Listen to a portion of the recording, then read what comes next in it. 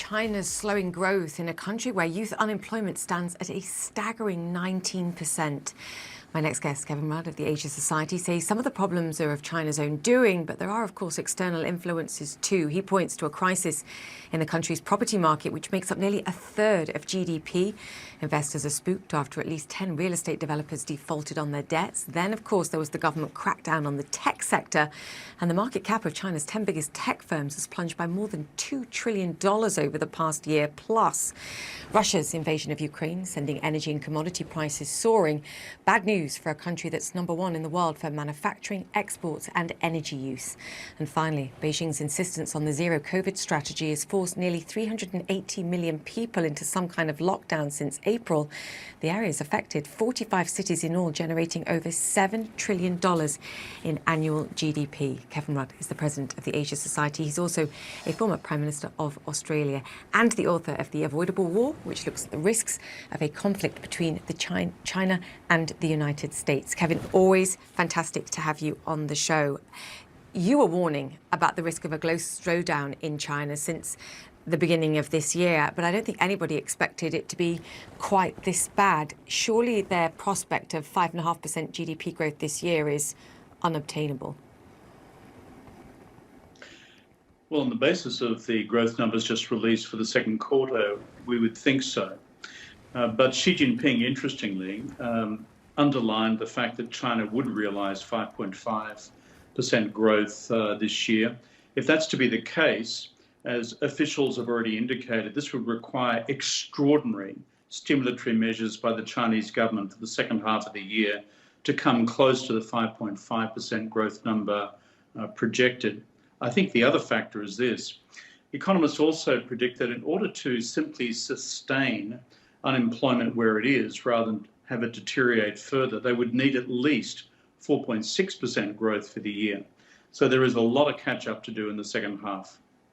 So they can be incredibly aggressive about stimulus. They can relax some of the constraints they've put on the property sector, as I mentioned there. They can relax the tech sector, but they're not going to adjust on COVID. And the latest estimates are around 25% of China's GDP, again, currently under some form of lockdown or restriction. It's a delicate balancing act. And certainly with that latter policy, it's simply not something politically that she can change. If we stand back and ask ourselves this question, what's causing the massive slowdown in growth? There are three factors at play here. One is what I describe as a shift in the center of gravity of Chinese economic policy towards the left over several years now. And we see that through a range of policy measures which the government has introduced. And that has frankly spooked the Chinese private sector. The second and more immediate cause is what you've just referred to, zero COVID lockdowns, and of course the prospect of a further repeat of that, at least in partial form in Shanghai now. And the third factor, again of which they've got no control, is now the emerging shape of the global economy. And China still depends on net exports to fuel so much of its overall growth. What can they change out of that mix? Zero COVID, no. State of the global economy, not so long as Vladimir Putin, Xi Jinping's friend, has anything to do with it in Ukraine. But on the first set of measures, causes, which is his leftward shift in economic policy, I think the only measure that's really available to the government in the absence of large direct stimulatory measures would be to simply take the foot off the Chinese property sector and allow it to resume its normal activity. I couldn't agree more with you, but I also think that when the prospect of further lockdowns and the uncertainty over that is a constant knock to confidence for the private sector, for the consumer too, and it's not so easy just to tell people to go out there and behave normally under the threat of sort of imminently being told to stay in your home and not go out again for several weeks.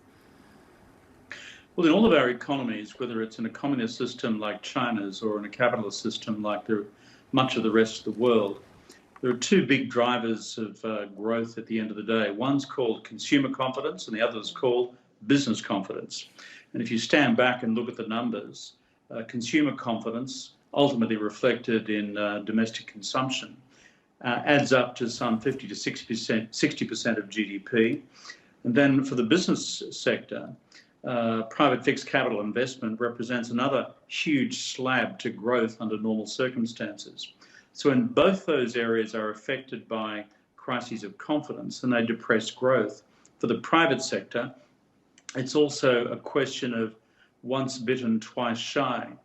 And so if there is to be a U-turn or a course correction in some of the left-leaning economic policies brought in by Xi Jinping in recent years, there's an open question as to whether the Chinese private sector would simply say, well, that's terrific, we're back to normal now, or would they say, what will happen after the 20th Party Congress when Xi Jinping is reappointed in October, November this year? Will we then be heading ideologically back towards the left? That's why we have a problem in terms of long-term confidence. I mean, there's so much in there too. And I also continue to think back to what you said about stable employment requiring growth of at 4.5%. And I mentioned in the introduction, they have a youth unemployment rate that they admit to, let's be clear, of more than 19% now. I guess the big fear is that President Xi perhaps turns to distractions, whether it's greater nationalism, it's the way that he behaves in terms of foreign policy to reassert himself domestically and distract from some of the domestic challenges. How likely is that, Kevin, and how big a worry is that for you? Well, as a matter of logic, it is a concern to many analysts. But as we look forward to the 20th Party Congress this October, November, this is an event which happens every 5 years, and this is a unique event for Xi Jinping because it'll determine whether he's reappointed for a record third term, thereby breaching the two-term limits imposed upon his predecessors.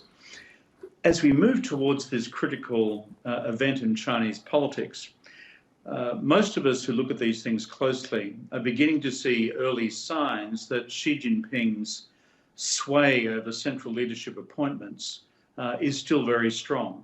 His control of the political apparatus, the security apparatus, the intelligence apparatus is formidable.